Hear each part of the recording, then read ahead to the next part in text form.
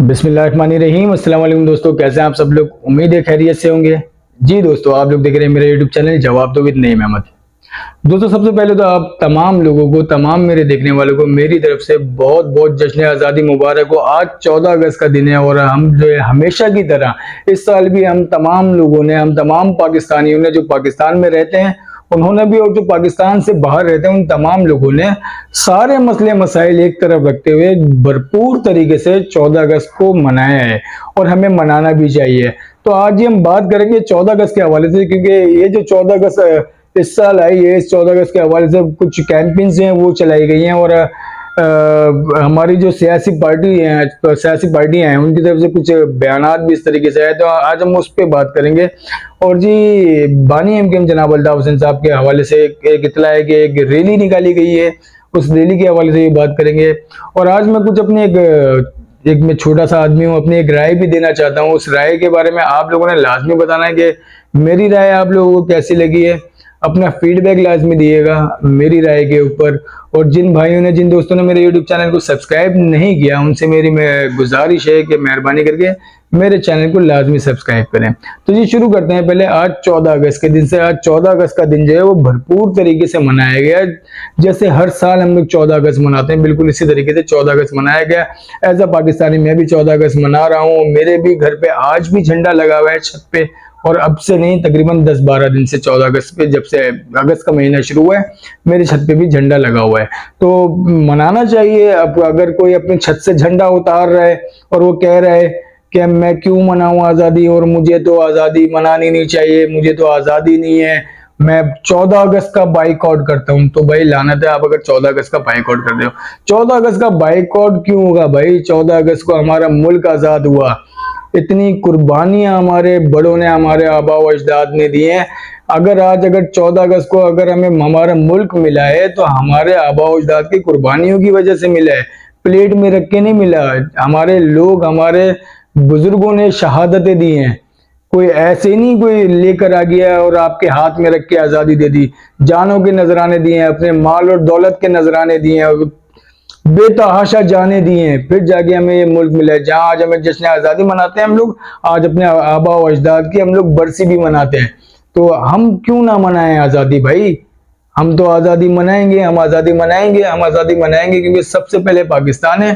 पाकिस्तान जो हमें मिला है वो हमारे आबा व अजदाद की कुर्बानी की वजह से मिला है।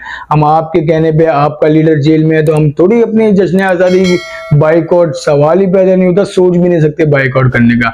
इख्तिलाफ अपनी जगह पे होता है, हर बंदे को हक है इख्तिलाफ करने का, लेकिन अपने इख्तिलाफ में हम बाइकआउट 14 अगस्त, ये कौन सा तरीका है 14 अगस्त का बाइकआउट? खैर, जिन लोगों ने करना है मेरी नजर में तो भाई वो करते रहे, वो उनका फेल है, वो करें। हम अपने मुल्क में, क्योंकि पाकिस्तान है तो हम है, हम नहीं है तो पाकिस्तान तो रहेगा, लेकिन पाकिस्तान हम है तो फिर हम भी है। तो जो अगर बाइकआउट करता है 14 अगस्त का, तो उसके बाइकआउट करने से कोई फर्क नहीं पड़ता। अब इसी सबको लेते हुए बीबीसी उर्दू की तरफ से एक ट्वीट मेरी नजर से गुजरा। तो उस ट्वीट में जो है बीबीसी उर्दू वाले साहब जो है वो क्या लिखते हैं वो मैं आपको बताता हूँ।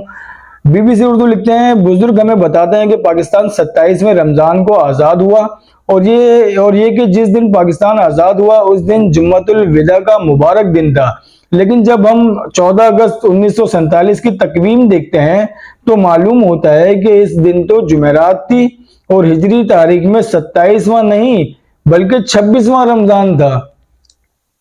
अब पाकिस्तान आजाद होता है 26वें रोजे को, या पाकिस्तान आजाद होता है 27वें रोजे को, या पाकिस्तान आजाद होता है जुम्मे के दिन, या पाकिस्तान आजाद होता है जुमेरात के दिन। फर्क क्या पड़ता है भाई?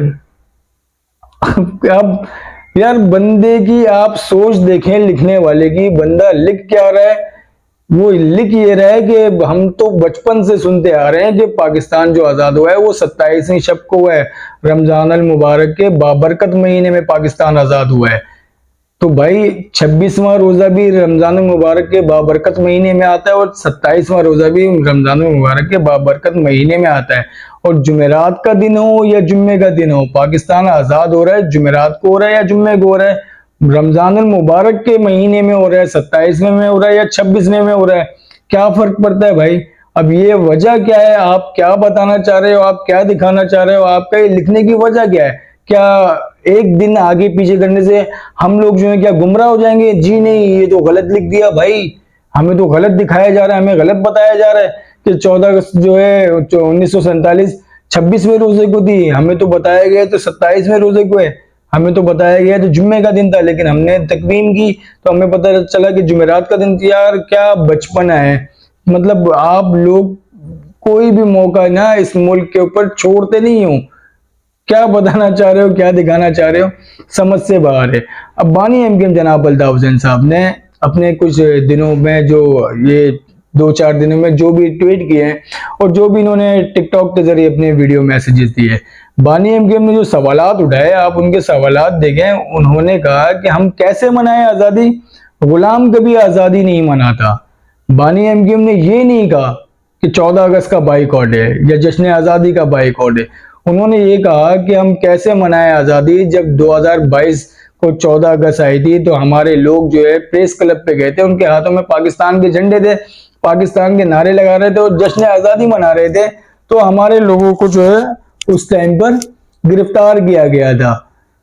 तो हम फिर जब रैली निकाली गई है, अभी कोरंगी में जो रैली निकाली थी उसका भी हवाला देते हैं बानी एमकेएम और कहते हैं कि इस रैली के शुरका थे, उनके हाथों में पाकिस्तान के झंडे थे और पाकिस्तान के झंडे लहराने के ऊपर उनको गिरफ्तार किया गया। तो उस पे इन्होंने कहा कि हम कैसे मनाएं आजादी, हम तो गुलाम है, हम पाकिस्तान के झंडे लेके निकल रहे हैं और गिरफ्तार किया जा रहा है।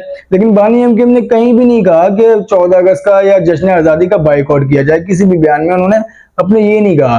तो और लोगों ने तो बानी एमकेएम के बयान को किया अलग तरीके से, मतलब बना बना के जो है वो चलाना शुरू कर दिया।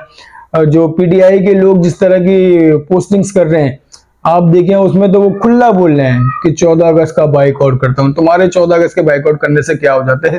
तुम अब क्या बोले, तुम जो कुछ कर रहे हो वो तो सबने देख ही लिया है। खैर, अब आफाक अहमद साहब का देख लेना, बानी एमकेएम ने एक नारा लगाया था, हरगिज़ उनकी कौम उनके साथ खड़ी नहीं और बनता भी नहीं है। मैं फिर कहूंगा कि अगर कोई इस तरह का नारा कोई भी लगाता है तो उसके साथ हमारी कौम क्यों खड़ी होगी? क्योंकि हमारे आबा और अजदाद ने जो कुर्बानियां दी हैं फिर उनका क्या होगा?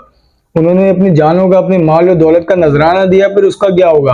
आफाक अहमद ने उसको उस नारे के ऊपर कहा कि अल्ताफ हुसैन से किसी का बाप भी माफी नहीं मंगवा सकता था अगर उसकी कौम उसके साथ खड़ी हो जाती। उसकी कौम ने उसको मजबूर किया कि वो माफी मांगे। 100% सही कहा। अगर ये कौम इस नारे के साथ, वैसे तो होती नहीं खड़ा, अगर ये कौम उसके साथ अल्ताफ हुसैन साहब के साथ अगर खड़ी हो जाती इस नारे के साथ, तो किसी का बाप भी अल्ताफ हुसैन साहब से माफी नहीं मंगवा सकता था।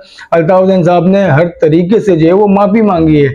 अल्ताफ हुसैन साहब ने गाना गा के भी माफी मांगी और अल्ताफ हुसैन साहब ने हर तरीके से माफी मांगी।